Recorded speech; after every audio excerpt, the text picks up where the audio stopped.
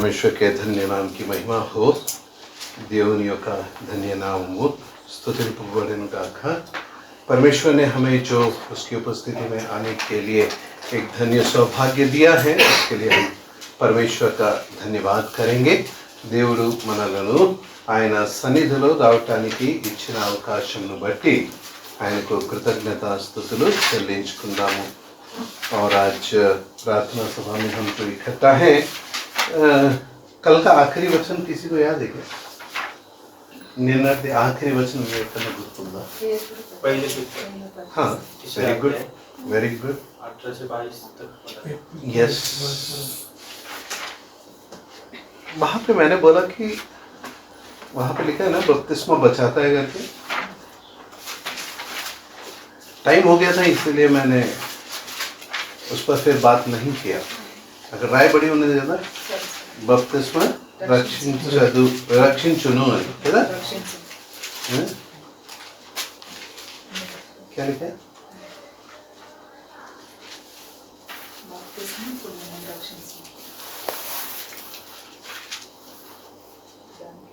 इक्कीस वचन 21 वचनंలో उसी पानी का दृष्टांत भी अर्थात बपतिस्मा यीशु मसीह के जी उठने के द्वारा अब तुम्हें बचाता है ना?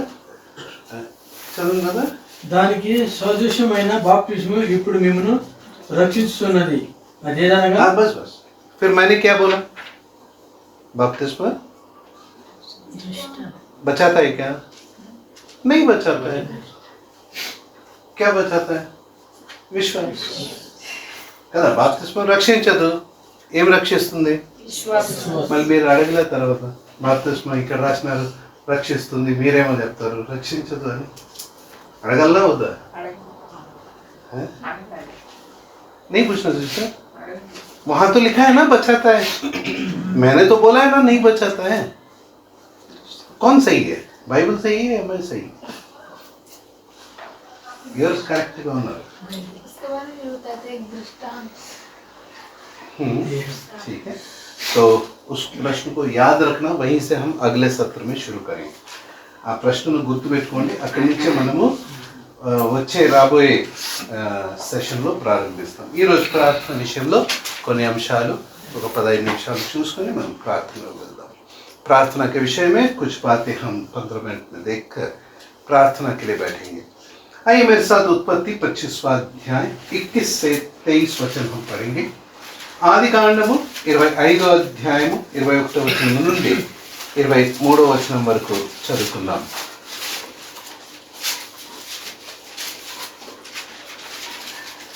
इसहाक की पत्नी बांझ थी, इसलिए उसने उसके निमित्त यहोवा से विनती की और यहोवा ने उसकी विनती सुनी। इस प्रकार उसकी पत्नी रिबका गर्भवती हुई। लड़के उसके गर्भ में आपस में लिपट के एक दूसरे को मारने लगे। तब उसने कहा, मेरी जो ऐसी ही दशा रहेगी तो मैं कैसे जीवित रहूंगी? और वह यहोवा की इच्छा पूछने को गई।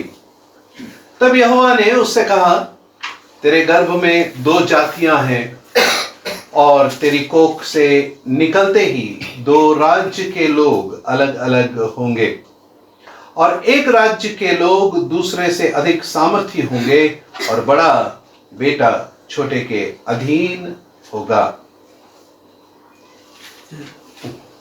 ఇసాకు భార్య గొడ్రాలు కనుక అతడు ఆమె విషయంపై యెహోవాను వేడుకొనెను।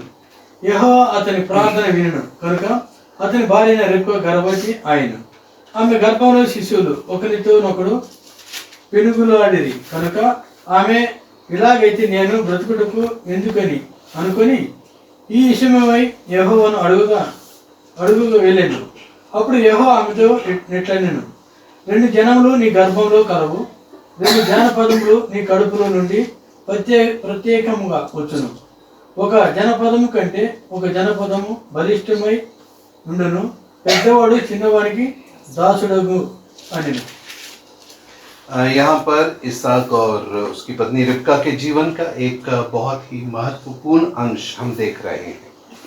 ఇక్కడ మనము ఇస్సాకును తన భార్య అయిన రెబ్కా జీవితంలో ఉన్న ఒక ముఖ్యమైన అంశమును చూస్తూ ఉన్నాము. इसहाक की पत्नी बांझ थी और इसलिए उसने परमेश्वर से विनती की. ఇసాక భార్య గొడ్రాలుగా ఉండగా ఆయన దేవుని ఎదుట ప్రార్థన చేసి ఉన్నాడు. इसहाक के जीवन में प्रार्थना उसकी आदत थी. ఇసాక్ జీవితంలో ప్రార్థన చేయుట అతని యొక్క అలవాటు. अगर आप उत्पत्ति उसके 24वें अध्याय के 63वें वचन को देखें, आदिकांडము 24వ అధ్యాయము 63వ వచనములో, सांझ के समय वह मैदान में ध्यान करने के लिए निकला था और उसने आंखें उठाकर क्या देखा कि चले आ रहे हैं. సాయంకాలమున ఇసాకు పొలంలో ధ్యానింపు బయలు వెళ్ళి కనులెత్తి చూచినప్పుడు ఒంటెలు వచ్చుచుండెను. यहाँ पर हिंदी में जब हम ध्यान करने गए हैं, इसका अर्थ है कि वह परमेश्वर से बातें करने गया है. ఇక్కడ మనము ధ్యానం చేయుటకు ఆయన వెళ్ళి ఉన్నాడని చదువుతున్నప్పుడు దానికి మూల భాషలో అర్థము దేవునితో మాట్లాడడానికి వెళ్ళి ఉన్నాడు. मनुष्य परमेश्वर से कैसे बातें करता है? प्रार्थना के द्वारा बातें करता है. మానవుడు దేవునితో ఎలా మాట్లాడతాడు? ప్రార్థన ద్వారా మాట్లాడుతూ ఉంటాడు. इसहाक का ये नियमित हमेशा का और नियम के अनुसार या एक पद्धति के अनुसार क्रमानुसार किया जाने वाला एक कार्य उसके जीवन में था प्रार्थना. నిత్యము క్రమానుసారము ఇస్సాకు చేసే ఒక పని ఏమిటి? ప్రార్థన. और ऐसे प्रार्थना करने वाले व्यक्ति के विषय में हम पढ़ रहे हैं. అలాగా ప్రార్థించే వ్యక్తి గురించి మనము ఇక్కడ చదువుకుంటున్నాము. इसहाक की शादी जब उसको 40 वर्ष का था उस समय हुआ. इसहाक యొక్క పెళ్లి ఆయన 40 సంవత్సరాలు ఉన్నప్పుడు పెళ్లి జరిగింది. उसके बाद अगर आप 24वां वचन पढ़े, 25वां अध्याय 24 वचन 25వ అధ్యాయము 26वां वचन आखिरी भाग 26వ वचनము ఆఖరి భాగంలో, जब रिबका ने उनको जन्म दिया तब इसहाक 60 वर्ष का था. ఆమె వారిని కనినప్పుడు ఇసాకు 67 కదా వయసు కలిగిన వాడు. मतलब कम से कम 20 वर्ष तक वो इंतजार करता रहा कि उनका बच्चा होगा. అంటే 20 సంవత్సరాలు ఆయన వేచి ఉన్నాడు, బిడ్డలు పుడతారేమో. लेकिन जब उसने देखा कि उसकी पत्नी बांझ थी, तब उसने उसकी पत्नी के निमित्त यहोवा से विनती की. 20 సంవత్సరాలు వేచి ఉండగా ఇప్పుడు ఆయన భార్య గొడ్రాలు అని తెలిసినప్పుడు ఆయన ఏం చేస్తున్నాడు? దేవుని దగ్గరికి వెళ్ళి ప్రార్థిస్తున్నాడు. ఆమె విషయంలో ప్రార్థిస్తున్నాడు. एक प्रार्थना तो उसकी आदत है और अब जरूरत के अनुसार वो प्रार्थना कर रहा है. మొదటిది ప్రార్థన చేయుట ఆయన అలవాట, కానీ ఇప్పుడు ఏం చూస్తున్నాము? అవసరతను బట్టి ఆయన ప్రార్థిస్తున్నాడు. मेरा प्रश्न है, वो रिबका के लिए क्यों प्रार्थना कर रहा है? रिबका కోసం ఎందుకు ప్రార్థిస్తున్నాడు? గొడ్రాలు కాబట్టి, वो बांझ है इसलिए, है ना. लेकिन क्या याकूब ने अपनी पत्नी, प्यारी पत्नी राहेल के लिए प्रार्थना की? యాకోబు తన ప్రియమైన భార్య రాహేల్ కోసం ప్రార్థించినాడా? वो तो बेटा था, ठीक है, उसको छोड़ो. उसके पिताजी के बारे में अब्राहम गुరించి మాట్లాడుకుందాము. अब्राहम की पत्नी सारा बांझ थी. अब्राहम ने कभी सारा के लिए प्रार्थना की? वेदी बनाने वाला व्यक्ति, प्रार्थना करने वाला व्यक्ति कभी प्रार्थना किया? అబ్రహాము ఎప్పుడైనా గొడ్రాలైన సారా కోసం ప్రార్థించినాడా? బలిపీఠంలో కట్టి ప్రార్థన చేసే అబ్రహాము ఎప్పుడైనా ప్రార్థన చేసినాడా? सारा కోసం మరి ఇస్సాకు ఎందుకు చేస్తున్నాడు? ఆశ్చర్యంగా లేదా? इसाक यहाँ पे प्रार्थना कर रहा है, क्या ये आश्चर्य की बात नहीं है? उसके पिताजी से उसने नहीं सीखा अपनी पत्नी के लिए प्रार्थना करना. అది తండ్రితో నేర్చుకోలేదు భార్య కోసం ప్రార్థించడం. మరి ప్రాముఖ్యంగా गर्भम కోసం विशेष रीति से गर्भधारण के विषय में प्रार्थना करना तो उसने अपने पिताजी से नहीं सीखा, है ना? उसके पिताजी ने क्या किया? उसकी माँ ने क्या किया? अब्राहम और सारा ने क्या किया? अब्राहम और सारा एम जैसी उन्नारू बच्चे नहीं हो रहे हैं करके सारा ने अपने पति के पास किसको भेजा? दासी को भेजा, है ना? బిడ్డలు పుట్టడం లేదనేసి సారా ఏం చేసింది? ఏం పని చేసింది? అబ్రహాం దగ్గర తన దాసిని పంపించింది. అలాగే ఏమన్నా ఇక్కడ జరిగిందా? उस तरह का यहाँ पर कुछ हुआ क्या? रेबका के भी दासी थे ना, रेबका కూడా దాసులు ఉన్నారు కదా, దాసీలు ఉన్నారు కదా. అయితే ఆ పని జరగలేదు చూస్తున్నారా? लेकिन वैसा नहीं हुआ. क्यों? यही मेरा प्रश्न है. ఇదే నా ప్రశ్న. అలా జరగలేదు ఎందుకు? ఇస్సాకు ఎందుకు రెబెకా కోసం ప్రార్థిస్తున్నాడు? ఇస్సాక్ रेबका से रेबका के लिए क्यों प्रार्थना कर रहा है? समझ में प्रश्न? उसकी माँ भी बांझ थी, ये भी बांझ, बाद में बहू भी बांझ है, लेकिन इन तीनों में हम इसाक को ही एकदम अलग देख रहे हैं. తల్లి గొడ్రాలు, భార్య గొడ్రాలు, కాబోయే కోడలు అది తర్వాత సంగతి. అయినా ఆమె కూడా గొడ్రాలే కదా. ఈ మూడు కేసులు మనం గమనించినామంటే ఇస్సాకు ఒక్కడే ఉన్నాడు, తన భార్య కోసము ప్రార్థిస్తున్నాడు. ఎందుకు ప్రార్థిస్తున్నాడు? తన భార్య కోసం ఎందుకు ప్రార్థిస్తున్నాడు? और उसके पत्नी के लिए वो क्यों प्रार्थना कर रहा? उत्पत्ति 24वां अध्याय 67 వచనం. ఆది కాండము 24వ అధ్యాయము 67వ వచనము. 67వ వచనం. तब इसाक रिबका को अपने माता सारा के तंबू में ले आया और उसको ब्याह करके उससे प्रेम किया. इस प्रकार इसाक को माता की मृत्यु के पश्चात शांति प्राप्त हुई. ఇసాకు తల్లి అయిన శారా గుడారంలోనికి ఆమెను తీసుకొని పోయిను. అట్లు అతడు రిబ్కాను పరిగ్రహింపగా ఆమె అతనికి భార్య అయింది. అతడు ఆమెను ప్రేమించును. అప్పుడు ఇసాకు తన తల్లి విషయంపై దుఃఖ నివారణ పొందెను. ఇసాక్ ఎవరిని ప్రేమించినాడు? ఇసాక్ ని కిస్సే ప్రేమ కియా? రాయలేదమ్మా అక్కడ, నీలిగా रेबका से इसाक ने प्रेम किया. రెబెకాను ఇస్సాకు ప్రేమించును. రెబెకాను ఇస్సాకు ఎందుకు ప్రేమించును? रेबका से इसाक ने क्यों प्रेम किया? प्रेम किया. क्यों प्रेम किया? मतलब प्रेम किया. अरे क्यों प्रेम किया? हाँ, తన భార్య కాబట్టి ప్రేమించినాడు. उसकी पत्नी है इसीलिए उसने समझ में. यहाँ पर एक प्रमुख बात यह है कि इसहाक अपनी पत्नी के लिए क्यों प्रार्थना कर रहा है? क्योंकि वह अपनी पत्नी से प्रेम रखता है.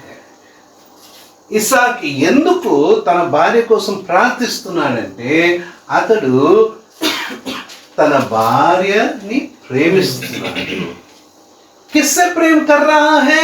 उस पत्नी से प्रेम कर रहा है जिससे उसने विवाह किया है. ఎవరిని ప్రేమిస్తున్నాడు? ఆ భార్యను ప్రేమిస్తున్నాడు. వివాహం చేసుకున్న భార్యను ప్రేమిస్తున్నాడు. मतलब एक वैयक्तिक संबंध है जिसके कारण उनके बीच में प्रेम है.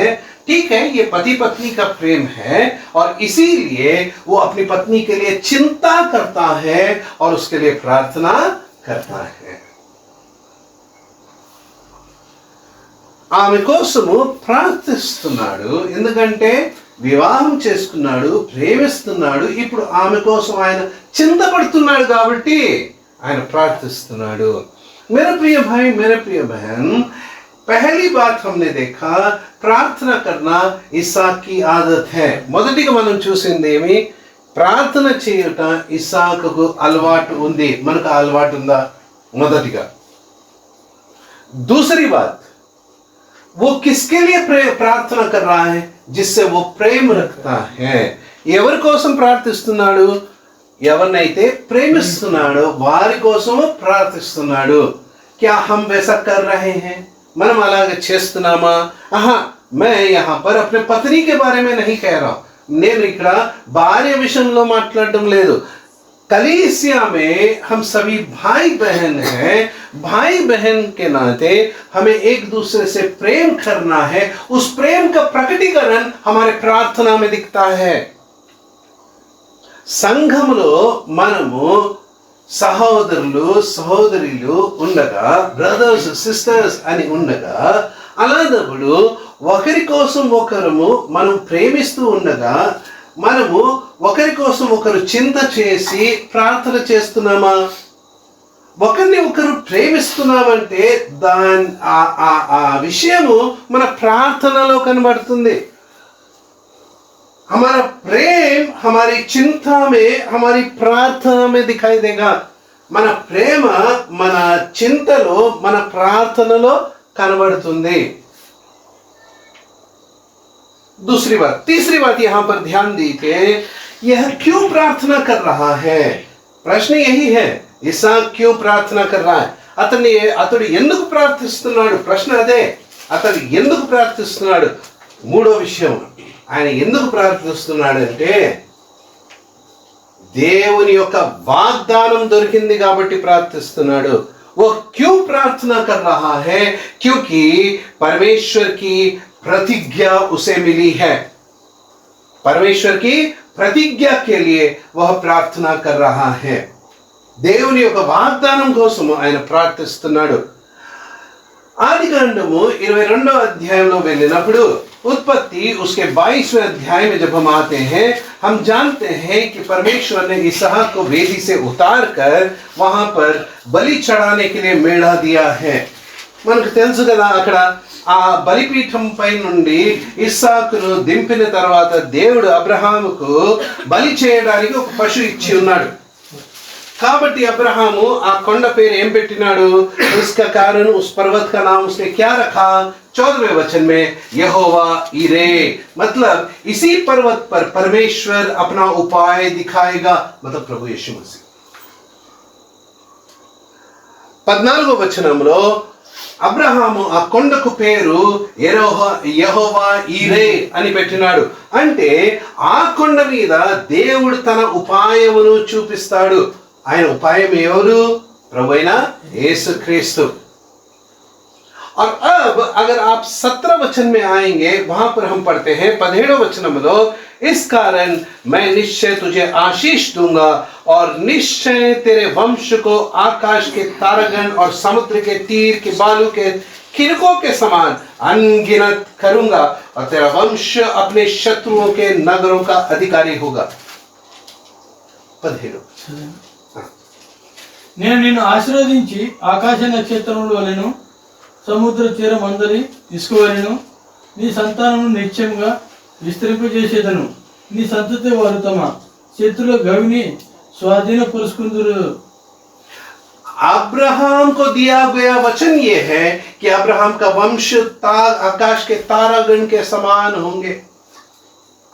అబ్రహాముకు ఇచ్చిన దేవుని వాగ్దానం ఏమిటంటే, అబ్రహాము వంశము ఆకాశంలో ఉన్న నక్షత్రముల వలె ఉంటుంది. అంటే బహుజనులుగా ఉంటారు. बहुत जन होंगे. अगर इसाक की पत्नी अगर बांझ है तो वो कैसा होगा? ఇస్సాకు భార్య గడ్రాలైతే అది ఎలా జరుగుతుంది? उसके पत्नी का बच्चा पैदा होना है ना, तभी तो परमेश्वर का वो वायदा पूरा होगा. అతని భార్య బిడ్డలను కంటేనే కదా దేవుని ఆ వాగ్దానం పూర్తి అవుతుంది. కాబట్టి इसीलिए परमेश्वर का वह प्रतिज्ञा इसहाक को प्रार्थना करने के लिए प्रोत्साहन दे रहा है.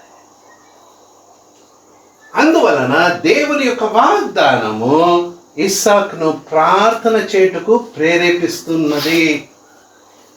सबसे पहली बात, प्रार्थना उसकी आदत है, प्रार्थना है ना अलवाट है. दूसरी बात, प्रेम के कारण प्रार्थना कर रहा है, ప్రేమిస్తున్నాడు కాబట్టి ప్రార్థన చేస్తున్నాడు. तीसरी बात, वायदे के कारण प्रार्थना के लिए प्रोत्साहन मिला है, వాగ్దాన మూలంగా ప్రార్థన చేయుటకు ఆయనకు प्रेरेपण కలిగింది. चौथी बात, यहां पर अगर आप ध्यान देंगे, इसहाक को आशीषें मिली हैं, इसीलिए वो प्रार्थना कर रहा है. ఇస్సాకుకు దేవుడు దీవించి ఉన్నాడు కాబట్టి ఆయన ప్రార్థిస్తున్నాడు.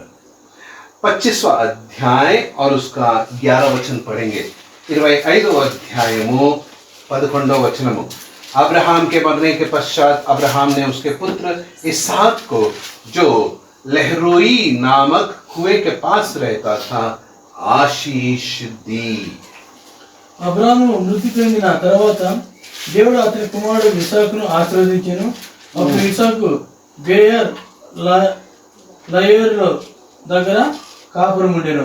परमेश्वर ने इसहाक को आशीष दी. దేవుడు ఇస్సాకును ఆశీర్వదించెను. मेरे प्रिय भाई, मेरे प्रिय बहन, हर एक आशीषें जो परमेश्वर ने अब्राहम को दिया, वही आशीषें उसने इसहाक को दिया. वही आशीषें बाद में हम देखते हैं उसने याकूब को भी दिया. प्रियुलारा, అబ్రహాం కు ఇచ్చిన ఆశీర్వాదము దేవుడు ఇస్సాకు ఇచ్చినాడు. అలాగే తర్వాత మనం చూడబోయే భాగంలో అతడు యాకోబుకు కూడా అదే ఆశీర్వాదము ఇచ్చి ఉన్నాడు. దేవుని ద్వారా పొందిన ఆశీర్వాదము అతనిని ప్రార్థన చేయుటకు మార్గము చూపిస్తూ ఉన్నది. परमेश्वर से पाई हुई आशीष इसहाक को प्रार्थना करने के लिए मार्गदर्शन दे रहा है. समझ रहे हैं? आशीषें हमें प्रार्थना करने के लिए एक मार्ग दिखाती है. దేవుని యొక్క ఆశీర్వాదము ప్రార్థన చేయుటకు ఒక మార్గము చూపిస్తుంది. मेरे प्रिय भाई, मेरे प्रिय बहन, हमने ये 4 बातें इसहाक के प्रार्थना से देखा है. अब हम रेबेका की प्रार्थना की ओर आएंगे. 4 విషయాలు మనము ఇస్సాకు ప్రార్థన గురించి చూస్తున్నాం. ఇప్పుడు మనము రెబెకా ప్రార్థన దగ్గరికి వస్తాము. इसहाक ने प्रार्थना किया और उसकी प्रार्थना को उत्तर परमेश्वर ने दिया और रेबेका गर्भवती हुई. ఇస్సాకు ప్రార్థించి ఉన్నాడు, అతని ప్రార్థనను దేవుడు విని ఉన్నాడు, కాబట్టి రెబెకా గర్భవతి అయి ఉన్నది. अब उसके गर्भ में 2 बच्चे हैं. తన గర్భంలో 2 పిల్లలు ఉన్నారు. ये दोनों आपस में लड़ रहे हैं. వారిద్దరూ కొట్టుకుంటున్నారు.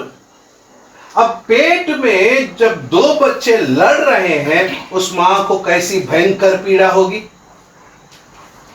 గర్భంలో 2 పిల్లలు కొట్టుకుంటున్నప్పుడు ఆ తల్లికి గర్భంలో ఎంత నొప్పి ఉంటుంది. उसको डर लग गया कहीं गर्भपात तो नहीं हो जाएगा. ఆమె భయపడింది గర్భపాతం జరుగుతుందేమో. लेकिन इस भय में उसने एक मार्ग देखा. కానీ ఈ భయంలో ఆమె ఒక మార్గం చూసింది. और वो मार्ग क्या है? उसने परमेश्वर की इच्छा को जानने का प्रयास किया. ఆమె దేవుని చిత్తమును తెలుసుకోవడానికి ప్రయాసం చేసింది. देखिए आप जरा मेरे साथ ध्यान से 22वें वचन को पढ़ेंगे. 22वां वचन 22वां वचन. लड़के उसके गर्भ में आपस में लिपट के एक दूसरे को मारने लगे. तब उसने कहा, मेरी जो ऐसी ही दशा रहेगी तो मैं कैसे जीवित रहूंगी. और वह यहोवा की इच्छा पूछने को गई. ఆమె గర్భంలో శిశువులను ఒకరితోనొకడు పెనుగులాడేది కనుక ఆమె ఎలాగైతే నేను బ్రతుకుట ఎందుకని అనుకొని ఈ విషయంపై యెహోవాను అడుగగా అడుగుగా వెళ్ళాను. యెహోవాను అడుగుకు అంటే యెహోవా యొక్క చిత్తం ఏమిటో తెలుసుకోవటానికి ఆమె వెళ్ళి ఉన్నది. परमेश्वर की इच्छा क्या है यह जानने के लिए गई है. कहां से सीखा उसने? ఎక్కడి నుంచి నేర్చుకునింది? उसके पिता के घर में तो यहोवा का आराधना नहीं होता है. ఆమె తండ్రి ఇంటిలో యెహోవాను ఆరాధించరు కదా. ఇక్కడ వచ్చిన తర్వాత ఆమె యెహోవా గురించి ఇస్సాకు దగ్గర నేర్చుకునింది. यहाँ पर आने के बाद उसने इसहाक से यहोवा परमेश्वर के बारे में सीखा है. और अब जिस सत्य परमेश्वर को उसने जान लिया है उस सत्य परमेश्वर से पूछने के लिए वो गई है. ఇప్పుడు నిజమైన దేవుని ఎరిగిన తర్వాత ఆ నిజమైన దేవుని యొక్క చిత్తమును కనుక్కోవడానికి ఆమె అక్కడ వెళ్ళింది. और जब वह प्रार्थना के लिए वहां गई परमेश्वर ने उससे बातें की है. ప్రార్థన చేయుటకు ఆమె వెళ్ళినప్పుడు దేవుడు ఆమెతో మాట్లాడుతూ ఉన్నాడు. सबसे पहली बात उसके उस भयंकर दुख में दर्द में परमेश्वर के वचन से उसको शांति मिला. మొట్టమొదటి విషయము అటువంటి భయంకరమైన దుఃఖములో ఆ పీడలో వేదనలో దేవుని వాక్యము ద్వారా ఆమెకు శాంతి కలిగింది. आप देखिए उसके बाद फिर कभी दर्द का वो वहां पर जिक्र नहीं है. చూడండి దాని తర్వాత మరి ఆ నొప్పి గురించి అని ఆ పీడన వేదన గురించి మనం చదవడం లేదు. और एक बात देखिए स्पष्ट लिखा है ना 23वें वचन में तेरी कोख से निकलते ही నీ గర్భము నుంచి రెండు జనములు నీ గర్భంలో కలవు, రెండు జానపదములు నీ కడుపులో నుండి ప్రత్యేకంగా వచ్చును అంటే ఏమర్థం? బిడ్డలు పుడతారు. निकलेंगे मतलब क्या है? बच्चे पैदा होंगे. तेरे को गर्भपात का चिंता नहीं रखना है. गर्भपाతం అవుతుంది అని నువ్వు భయపడద్దు. ఆ బిడ్డలు పుడతారు, बच्चे पैदा होंगे. परमेश्वर का ये आश्वासन है. उसको कितना बड़ा शांति मिला है और वो दर्द दूर हो गया है. ఆమెకి ఎంత గొప్ప సమాధానం కలిగింది. ఆమె యొక్క భయము दूरमयी. मेरे प्रिय भाई मेरे प्रिय बहन उसके प्रार्थना का सबसे पहला उत्तर उसको मिला वो है परमेश्वर की शांति. ఆమె ప్రార్థన యొక్క మొదటి జవాబు ఆమెకి ఏం దక్కింది? దేవుని నుంచి సమాధానము. दूसरा विषय जो हम यहाँ पर देखते हैं वो है उसे परमेश्वर का वचन मिला. రెండవది దేవుని యొక్క వాక్యము వాగ్దానము ఆమెకు దొరికింది. परमेश्वर का वो वचन ध्यान से पढ़ना. 23वां वचन 23వ వచనం చూడండి. యెహోవా ने उससे कहा దేవుడు ఆమెతో మాట్లాడెను. क्या बातें कही है? तेरे पेट में सिर्फ बच्चे नहीं हैं, 2 राज्य हैं. मतलब भविष्य की भी प्रतिज्ञा परमेश्वर ने कर दिया है. उसे परमेश्वर का वचन मिला है और उसे परमेश्वर की प्रतिज्ञा भी मिली है. దేవుని యొక్క వాక్యము ఆమెకు దక్కింది. అలాగే దేవుని యొక్క ప్రతిజ్ఞ వాగ్దానము ఆమెకు దొరికింది. मेरा प्रिय भाई मेरा प्रिय बहन रेबेका ने जिस तरह से अपने पति से सीखकर परमेश्वर पर विश्वास रखा और परमेश्वर से प्रार्थना किया उसे परमेश्वर की शांति मिली, परमेश्वर का वचन मिला और परमेश्वर की प्रतिज्ञा मिली. ఈ రీతిగా రెబెకా తన భర్తతో నేర్చుకొని ఆ నిజమైన దేవుని దగ్గర ప్రార్థించును. ఆమెకు దేవుని యొక్క సమాధానము, దేవుని యొక్క వాక్యము, దేవుని యొక్క వాగ్దానము దొరికింది. और आगे हम पढ़ते हैं कि उसके 2 पुत्र जुड़वा उसके गर्भ से पैदा हुए. కవల పిల్లలు అక్కడ పుట్టి ఉన్నారని మనం చదువుతున్నాం. प्रार्थना इन दोनों विषयों से हमें सीखना है. प्रार्थना विषय में ఈ ఇద్దరితో మనము నేర్చుకోవాలి. इसहाक से हम सीखते हैं प्रार्थना आदत है. प्रार्थना जिससे प्रेम करते हैं उसके लिए है. तीसरा, प्रार्थना प्रतिज्ञा के बुनियाद पर है. और चौथा, आशीषों के द्वारा हम प्रार्थना करते हैं, है ना. प्रतिज्ञा क्या करता है? प्रोत्साहन करता है. और आशीषें क्या करती हैं? మార్గ దిఖాతి. ఇస్సాకు నుంచి మనం నేర్చుకునే విషయాలేంటి?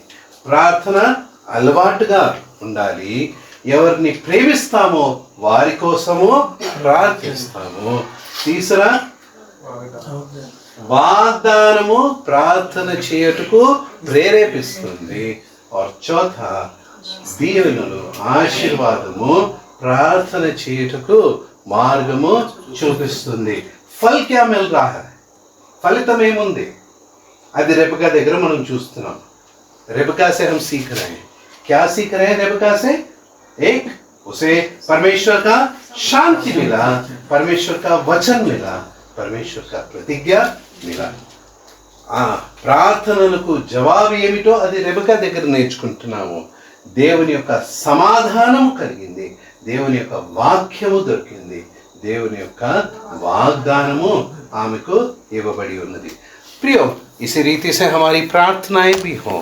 प्रार्थना किसके लिए हम करते हैं, कैसे करते हैं, इन सभी बातों को सीखते समय गंभीरता के साथ हम भी परमेश्वर के सामने इस प्रार्थना सभा में जुड़ें. परमेश्वर हमारी सहायता करें.